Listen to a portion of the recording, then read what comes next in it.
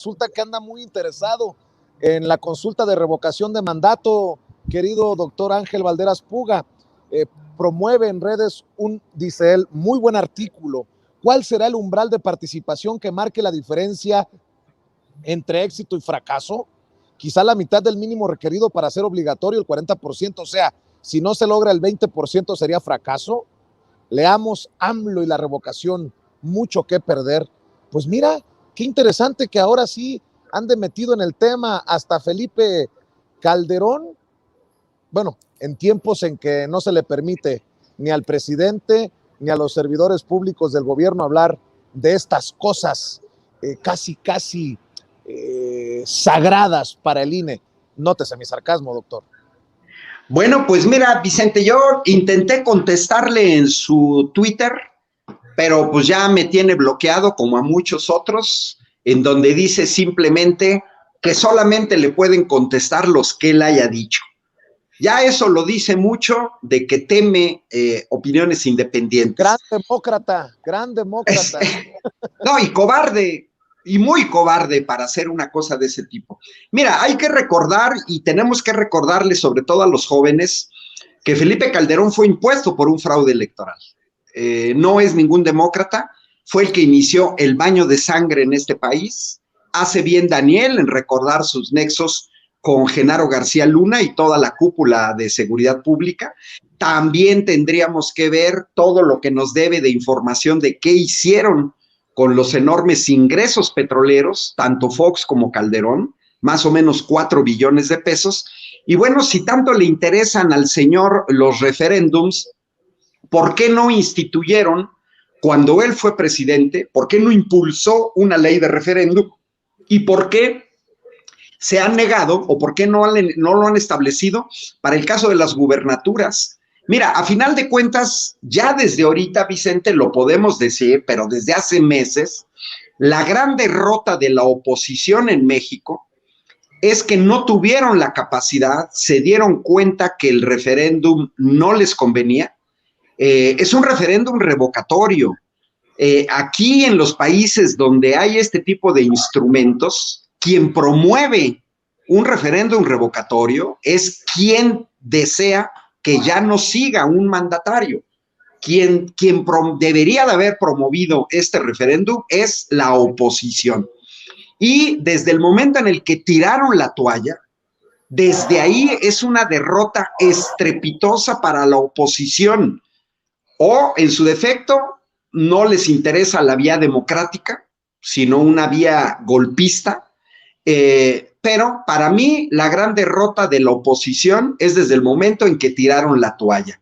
Es la mejor demostración de que ellos saben perfectamente del apoyo que tiene el presidente de la República. La derrota es de ellos, lo demás va a ser cuestiones técnicas, Vicente, porque es evidente, aquí va a haber una abstención activa de personas que están de acuerdo con la política del presidente. Es el segundo referéndum apenas legal, hay restricciones del INE que van a impedir que mucha gente salga a votar, sobre todo en zonas rurales, por el bajo número de casillas que pusieron.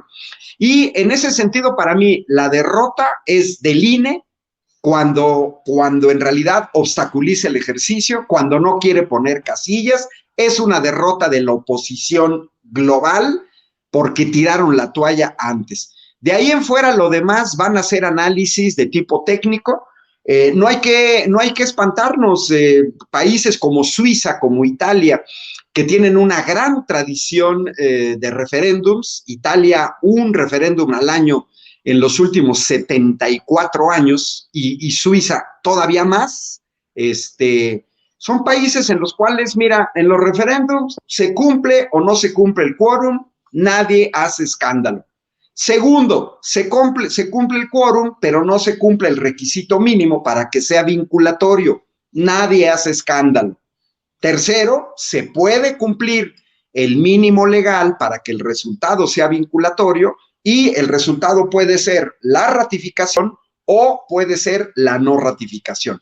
En todo caso, en los países donde se dan este tipo de referéndums, lo único que se puede considerar una derrota para un gobernante es que se cumpla el mínimo legal para que la gente vaya y que gane la oposición con un porcentaje tal que el resultado sea vinculatorio. Si eso no se logra, la derrota estrepitosa es para la oposición. Y eso lo estoy diciendo desde meses, no meses antes, no, ya es en abril. Lo estoy diciendo, yo lo he escrito en varios artículos, que no hay que esperarse realmente a ver la cuestión de los resultados. Para mí los resultados ya están dados y la derrota es de la oposición. Van a querer meterse en una narrativa estúpida como la de Felipe Calderón, que van a fijar de manera arbitraria porcentajes que el 15, el 20, el 35. Señores, si no lograron quitar al presidente con este referéndum, la derrota estrepitosa es para la oposición al gobierno de la 4T. ¿Y cómo ves a este sinvergüenza, Daniel Marmolejo, opinando de todo, menos de lo que debería de aclararnos? El caso García Luna, ABC no se olvida, pero bueno, dame tu opinión de este pedazo. Vicente, Calderón es un HDSPM, es el más grande que tenemos en México porque está en México. Los otros HDSPM, pues uno muy jocoso, inútil, se encuentra en España, se encuentra en Europa, porque tiene miedo de mover olas y está muy calladito bailando en fiestas y en eventos sociales. El otro HDSPM pues ya está totalmente desquiciado. Él, la fortuna que hizo la fue aplicando en Guanajuato, tiene un centro Fox donde deberían de enseñar ortografía.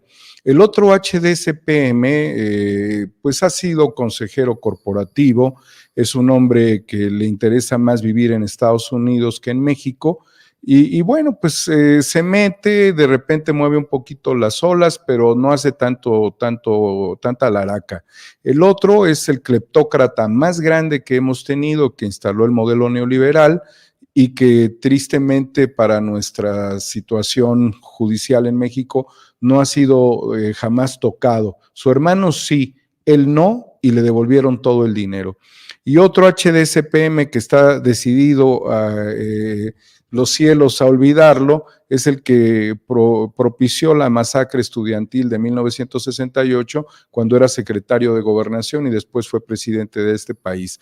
Tenemos muchos, pero este personaje hay que tener mucho cuidado con Calderón, porque él es un pendenciero, Vicente, es como los borrachos pendencieros, es el malacopa en una reunión social, es el criminal que tantito se potencia él mismo, porque tiene esa característica también, la autosugestiva y faraónica autosugestiva de un narcisista maligno que estaría buscando la oportunidad, Vicente, para promover el golpe a la democracia en el 2024 y para lo cual no estamos lo suficientemente preparados.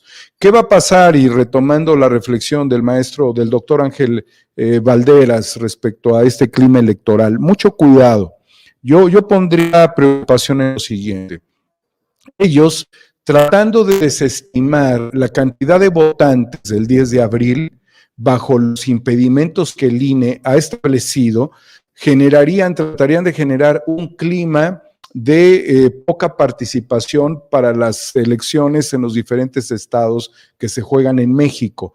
Esa sería parte de su estrategia, a la cual ellos sumarían fraude cibernético y fraude físico. Los dos lo operarían. De allí la importancia que tiene, y el maestro no me va a dejar mentir, que el sindicato petrolero no reciba toma de nota y menos a los personeros de Romero de Champs, porque va a ser la caja chica de un nuevo Pemex Gate y que va a estar abierto indefinidamente sin tener consecuencias judiciales reales. Ellos estarían dispuestos a mover recursos y por eso es que Loret, por eso es que Silvano, por eso es que los 5,000 millones, porque forman parte de compromisos políticos que tienen que ver con procesos electorales para tratar de ocupar espacios. De allí que Sandra Cuevas en este momento esté descansando en su casa con medidas cautelares, es significativo. Y también es significativo ver que cada vez se queda sin menos argumentos como paladín de los corruptos, Ricardo Monreal. Ya que lo pone sobre la mesa y si tienen tiempo, dos temas. Ricardo